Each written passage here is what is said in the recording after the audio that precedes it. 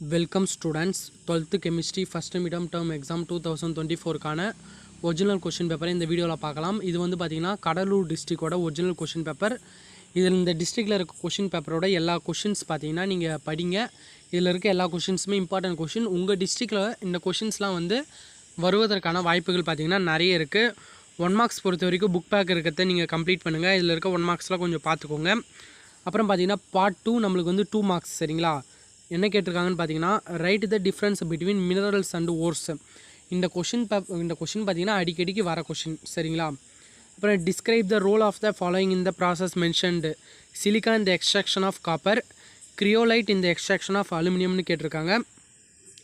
Uses of borax கேட்டிருக்காங்க. Borax, borane அதோட யூசஸ்லாம் நீங்கள் கொஞ்சம் படித்து வச்சுக்கோங்க. சரிங்களா? அப்புறம் யூனிட் செல் அப்படின்னா என்னென்னு கேட்டிருக்காங்க. அதுக்கப்புறம் ப்ரிமிட்டிவ் யூனிட் செல், நான் ப்ரிமிட்டிவ் யூனிட் செல்னாலும் கொஷின்ஸ் இருக்குது.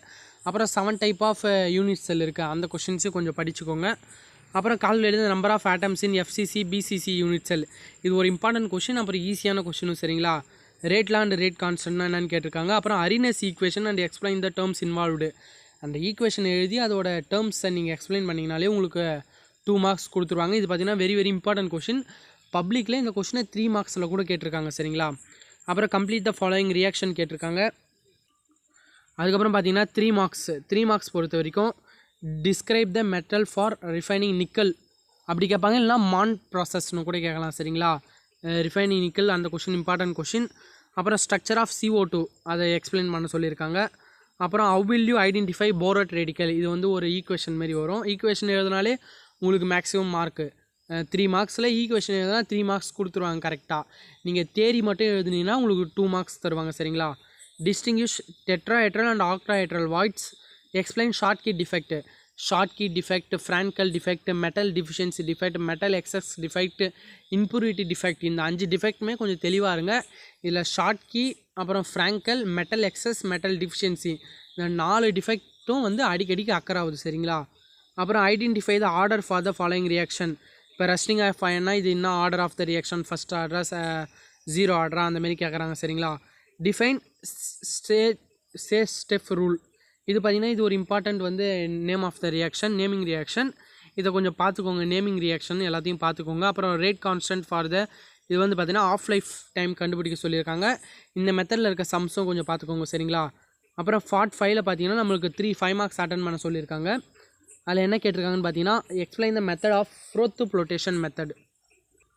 ஃபஸ்ட் லெசன் பொறுத்த வரைக்கும் நீங்கள் புக் பேக்கில் நிறைய கொஷின் கவர் பண்ணிவிட்டு இன்னரில் பார்த்தீங்கன்னா ஃப்ரோத் ஃப்ளோட்டேஷன், மேக்னெட்டிக் செப்பரேஷன் இந்த 2 கொஷின் நீங்கள் வந்து தெளிவாக ரொம்ப நல்லா படிச்சுக்கோங்க. சரிங்களா? அந்த கொஷின் அழகாக கேட்டுட்டாங்க.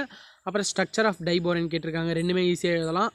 அப்புறமேட்டு பேக்கிங் எஃபிஷியன்சி ஆஃப் எஃப்சிசி கேட்பாங்க, பிசிசி கேட்பாங்க, எஸ்சி கேட்பாங்க. இதோட பேக்கிங் எஃபிஷியன்சி கேட்பாங்க. இதுவும் ஈஸியான கொஷின் தான். Distinguish between order of reaction and molecularity of the reaction. What are the factors are affecting the rate of the reaction அது கேட்டிருக்காங்க. அப்புறமேட்டு how will you distinguish the alcohol in Victor Meyer method. இது வந்து Lucas டெஸ்ட்டும் Victor mayor டெஸ்ட்டும் ஒரு important. அதனால் அந்த 2 கொஷினும் கொஞ்சம் தெளிவாக பார்த்துக்கோங்க. இதில் பார்த்தீங்கன்னா விக்டர் மேயர் மெத்தட் கேட்டிருக்காங்க. ரைட் ஃபேத்தலின் ரியாக்ஷன், அதாவது ஃபினாப்தலின் ரியாக்ஷன் இது பண்ண சொல்லியிருக்காங்க. அப்புறம் ஹவ் இஸ் அக்ரோலின் ப்ரிப்பேர்டுன்னு கேட்டிருக்காங்க. இது வந்து உங்கள் புக்கில் தான் இருக்கும். சரிங்களா? இந்த அக்ரோலின்ற வார்த்தை வந்து பார்த்திங்கன்னா அந்த ரியாக்ஷனுக்கு கீழே இருக்கும். அந்த ரியாக்ஷனோட ரியாக்டன்ட் பண்ணி ப்ராடக்ட் கிடைக்கிது பார்த்தீங்களா, அந்த ப்ராடக்ட்டுக்கு கீழே பார்த்தீங்கன்னா அக்ரோலின்னு இருக்கும். கொஷினை வந்து எப்படி வேணால் உங்களுக்கு ட்விஸ்ட் பண்ணி கேட்பாங்க. சரிங்களா? அதனால் வந்து கொஷினை வந்து கொஞ்சம் நீங்கள் படிக்கிறப்பே பார்த்தீங்கன்னா ஏன்னா டிஃப்ரெண்ட்டான வேர்ட்ஸ் இருந்தால் அதெல்லாம் நோட் பண்ணி வச்சுன்னு நீங்கள் படிச்சிங்கன்னா இந்தமாரி கொஷின்ஸ்லாம் ஈஸியாக அட்டன் பண்ணிட்டு போயிடலாம். இந்த கொஷின் பேப்பர் பார்த்தீங்கன்னா ஈஸியாக இருக்கும். இதில் இருக்க கொஷின்ஸ் எல்லாமே நிறைய கொஷின் இம்பார்ட்டண்ட்டான கொஷின். அதனால் இந்த கொஷின் பேப்பரை நல்லா கோ த்ரூ பண்ணிக்கோங்க. Okay students, thanks.